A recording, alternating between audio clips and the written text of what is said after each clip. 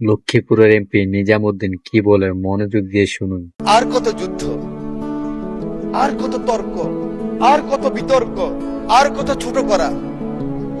এই সংসদটাকে আসুন না সকলে মিলে, সকলের সংসদ, আকাঙ্ক্ষার সংসদ, বাংলাদেশের 16 কোটি 17 কোটি মানুষ যে সংসদ চায়।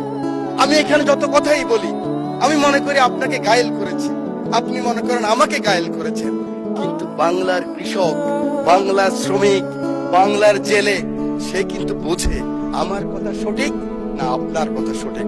পরের জন্য যুদ্ধ করেছি অনেক, এবার তোমার আর আমার যুদ্ধ। যদি বলো এত যুদ্ধ করে কি পেয়েছি? তিউনিসিয়ায় পেয়েছি জয়, উগান্ডায় পেয়েছি জনগণের ভালোবাসা, আর প্রতিবেশী বার্মায় পেলাম ঘরে ফেরার তাগাদা। আমি যেন সেই বাতিওয়ালা যে পত্ত পত্ত রাস্তায় বাতি জ্বালিয়ে ফিরি, অথচ যার নিজের ঘরে জমে থাকে দুঃস্ব অন্ধকার। এই অন্ধকার আমরা কাটাতে চাই, এই অমনুষ্য থেকে বের হতে চাই। আমার হাতে তো এখনো রক্তের দাগ নিয়ে লেগে আছে। এই মতিঝিলে 19 দিন ছিলাম রিমান্ডের মধ্যে। মানুষ আর এই হিংসা প্রতিহিংসা আর দেখতে চায় না। সত্যি যদি সবাই মিলেমিশে কাজ করে তবে দুর্নীতিমুক্ত সুন্দর দেশ গড়া সম্ভব। ওনার কথাগুলো খুব ভালো লাগলো।